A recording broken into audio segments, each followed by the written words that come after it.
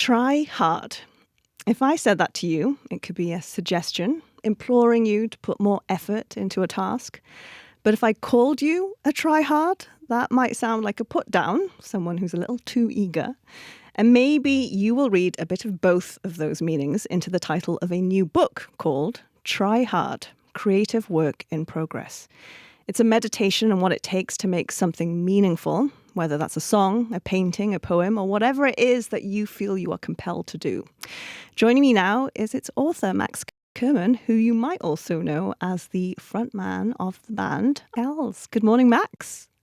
Thank you. What a lovely intro. I appreciate it. Well, tell me about the title and what meaning it has for you. Well, I had it took me a while to come to grips with the idea that I am a tryhard, but when I go back through my own biography, I realized that I was like, oh, I was always pretty enthusiastic for trying things. There's a chapter in the book about in grade 7. My teacher said, interview somebody in the community that has a job you might want one day. And most of the kids interviewed like the fireman or the dentist. And I opened the phone book and I went to the back of it and I called the Toronto Raptors front office and I asked to speak to the general manager of the team. And they put me right through and I ended up interviewing the man, Glenn Grunwald.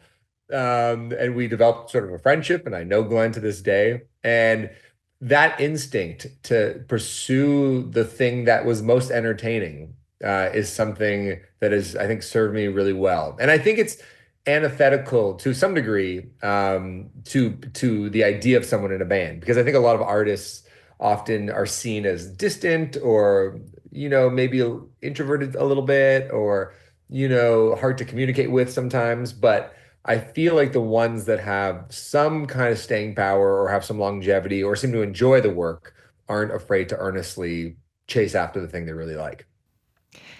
What I appreciate about your book is that it's tapping into this idea of creativity, which I think all of us can connect with, right? You don't have to be a quote unquote artist, I don't think, to learn some of the lessons from this book. So why focus on this book for you? Yeah, well, I think there's so many things in common for what I do and what anybody does in any job.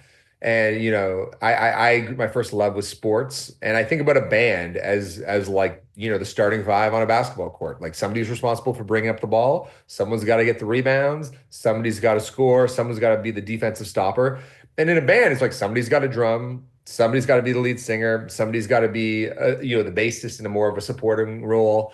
And I love that. And I love the idea that like, everybody can slot into their role. So that's number one. And number two, I think it's like, my dad, I have a chapter about my dad in the book, and he's a social worker. He's a trained social worker.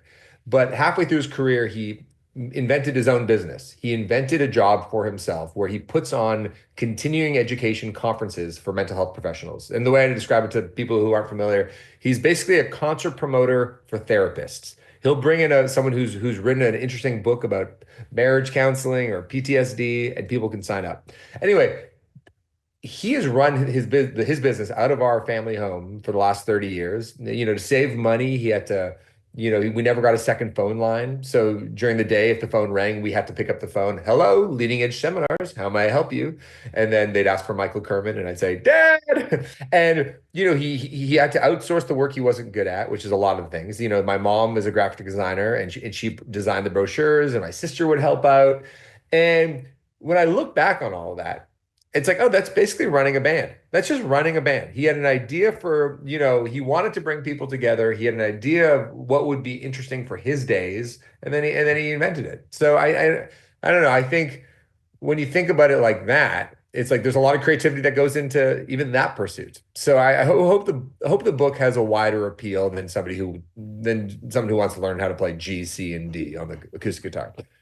For you, how did you come to discover your creativity, that spirit within you? Hmm. Um, you know, I talk about this in the book. I even to this day, I have a hard time telling people I'm a musician. If I meet somebody on a plane or something, they go, "What do you do?" I go, I'm a musician." I have such Why? a Why do you have a hard time? because I feel like I know real musicians who are like really good at their instrument and like know how to play scales and can speak the language, and I don't really know that stuff. But I'd say when it comes to my creativity, it's just like I just have these little urges inside of me or ideas, and I want to get them out of my system, and I walk toward those ideas. So if I'm feeling emotional and there's something that's stirring inside of me, maybe I'll go sit at the piano and try to make sense of those feelings.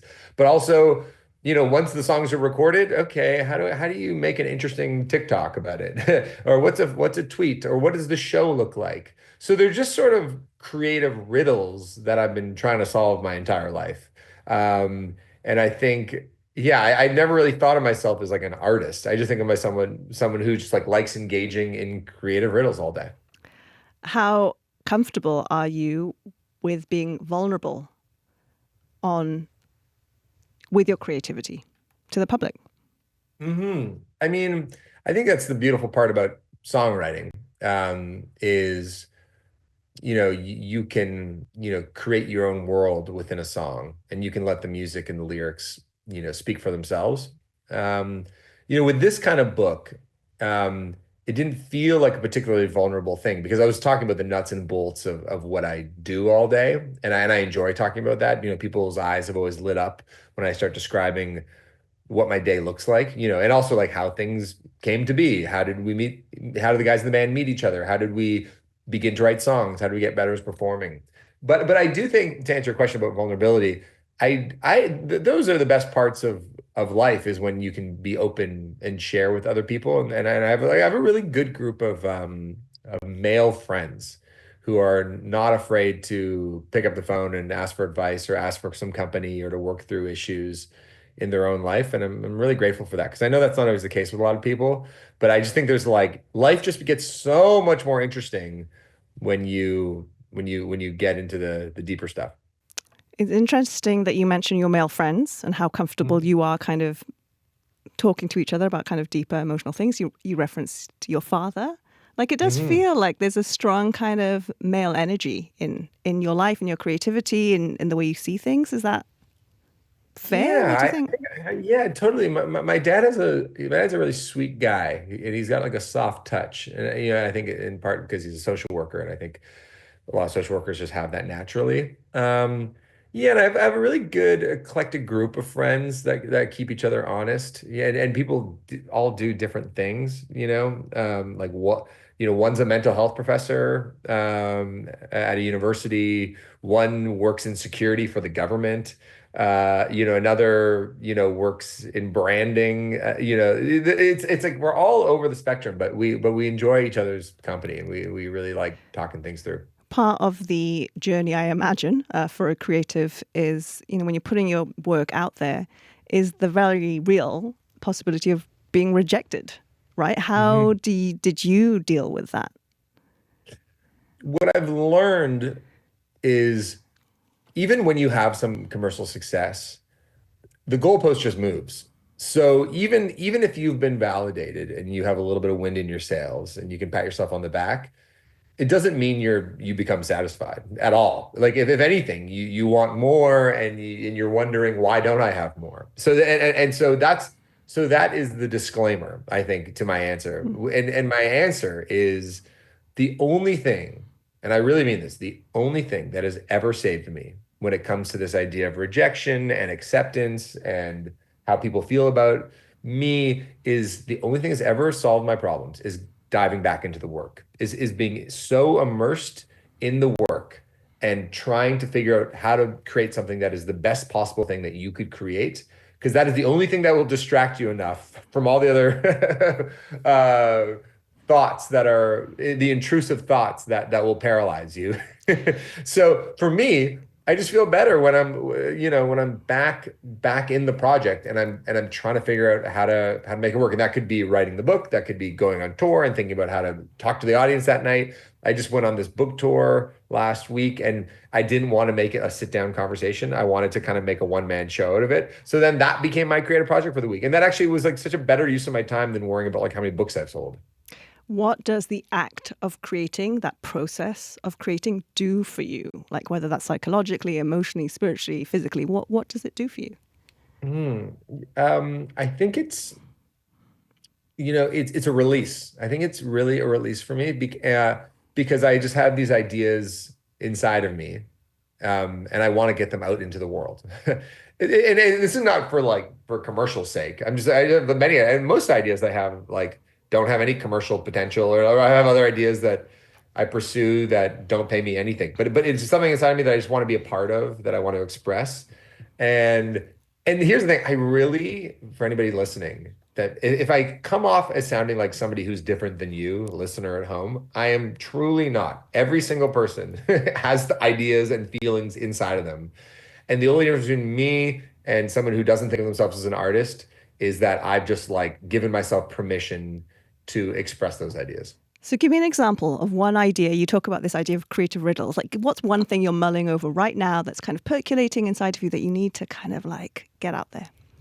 Ooh, great. Oh man, there's so many. Where do I begin? I'm okay, I'm working on like another book idea. Okay. And by the way, this is like years away. So, Right? but because you asked, I'll give Please. you just a Yeah. little insight because it's relevant. So there's like this one of the final pivotal scenes.